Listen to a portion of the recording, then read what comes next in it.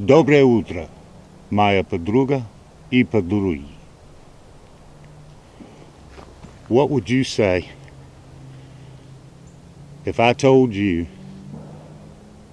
that in 1950s and 60s, all the way up to 1971, the United States, particularly the state of Georgia, had their own Chernobyl? But instead of an accidental meltdown, they did it on purpose. And they did it almost daily. We are at the Georgia Nuclear Aircraft Laboratory in Dawsonville, Georgia. Let's take a walk. This thing was on, wasn't it? I hope so.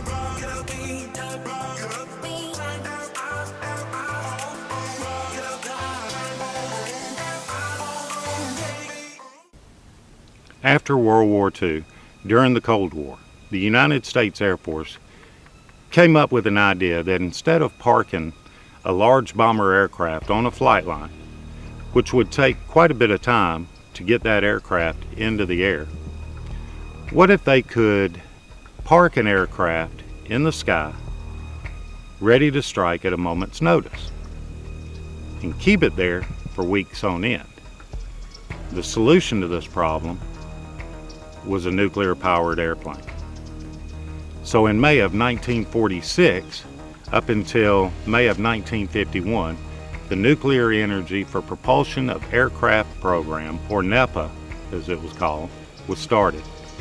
Now this program was a feasibility study to decide if it was even feasible to place a nuclear reactor on an aircraft and be able to use it. The result of this 5-year program was that not only was it feasible, it could be done right then.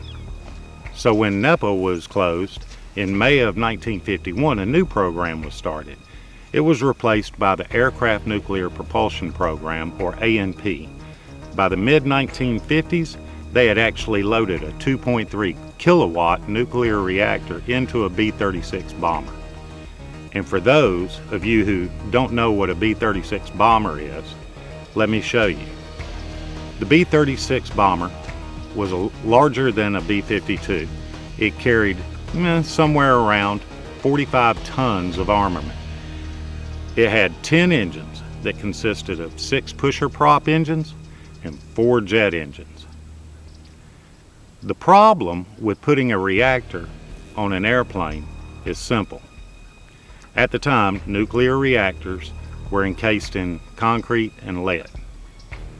How do you do that on an airplane? Well, you don't. What they came up with was encasing the cockpit in lead and rubber instead. But the problem with that is, now you've attached 11 more tons to an already behemoth aircraft. That's making the largest bomber in the U.S. fleet even slower. Not to mention that now you've irradiated the whole aircraft. And how do the service crew members on the ground deal with that once it lands?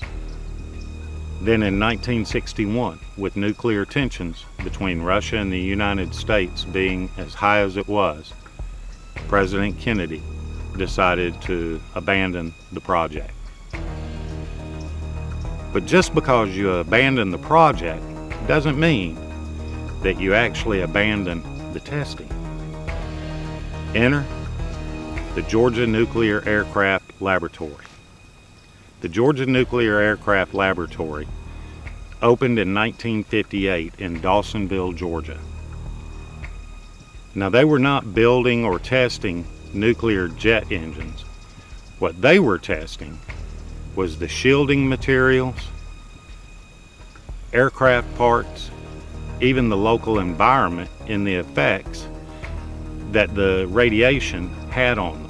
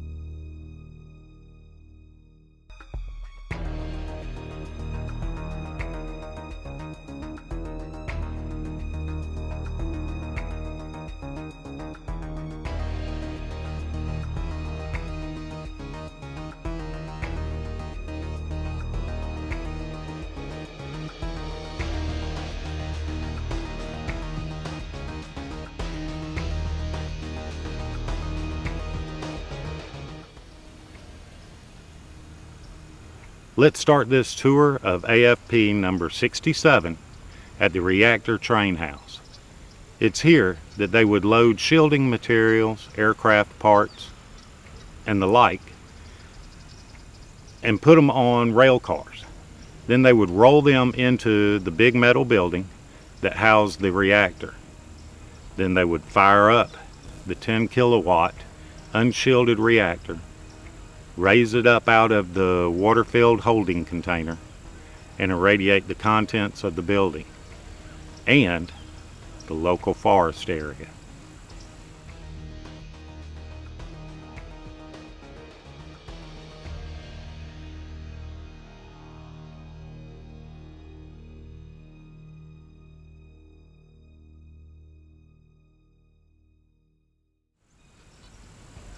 Once the mission was complete at the train house, the materials would be moved by rail car from the train house to the radiation effects laboratory at what they'd call the hot cell.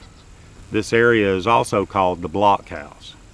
In this video, you'll notice towards the rear of the building, there is a multi-story concrete building. This building is the blockhouse. It's in the blockhouse that they would test materials such as the shielding, aircraft parts, and procedures on how to deal with these items that they were testing. Everything from screws to panels. They also tested the local vegetation, even down to the very water from the Etowah River that would supply this compound with its much needed water. Today, the blockhouse is the largest building still remaining on the property. As you can tell by this video, the vegetation has overgrown the building and it looks like something out of The Walking Dead.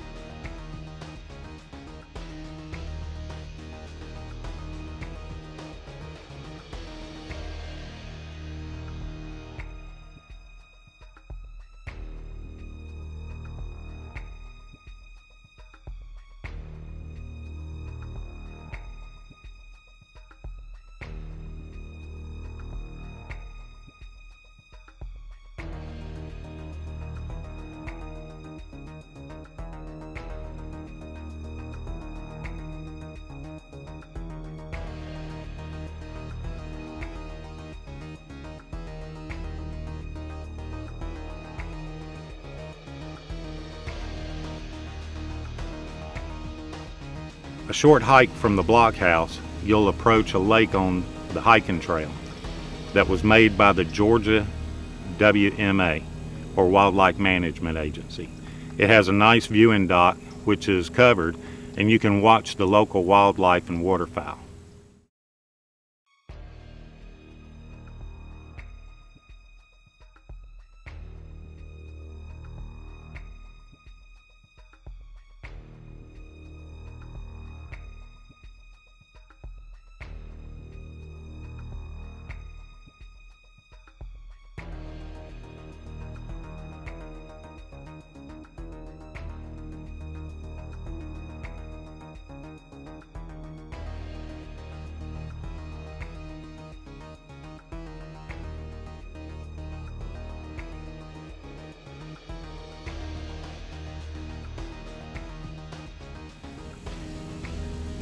A short hike in the other direction will bring you to the pump house. The pump house supplied the whole compound with water directly from the Etowah River. After the water was used, it would be recycled and then put back into the Etowah River.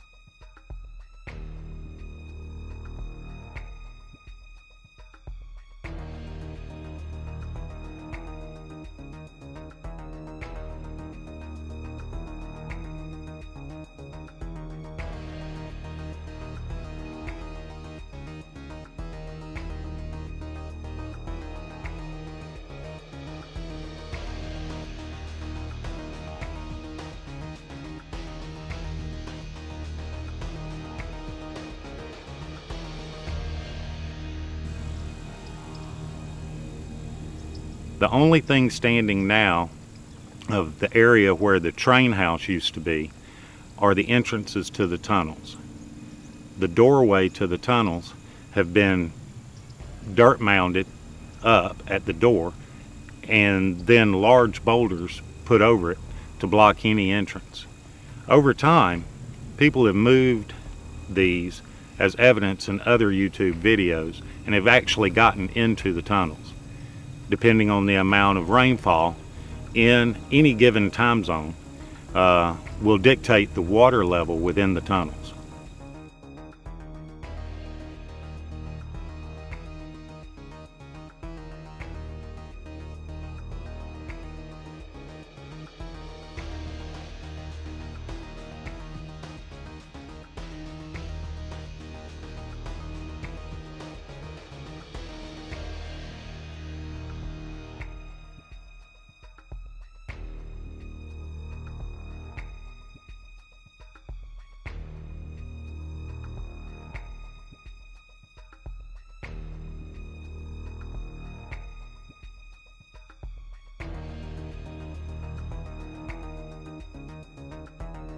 Also next to the tunnel's entrance is what they are now calling the Rebar pit.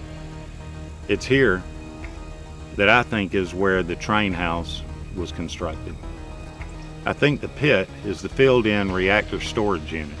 However, I could be wrong. What leads me to believe this is that the road directly adjacent to the tunnel entrance and the rebar pit is an old rail bed. And if you follow it to its end, you will come to the Etowah River and the railroad trestle that has been removed.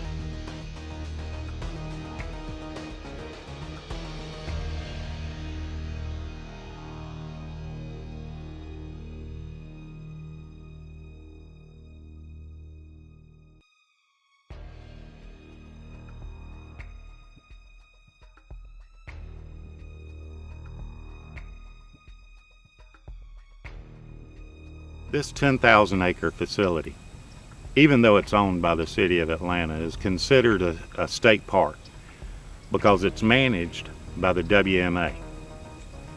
There are hiking trails that are well marked throughout the whole area. Hunting is allowed with permits, and it's actually a very beautiful place to visit.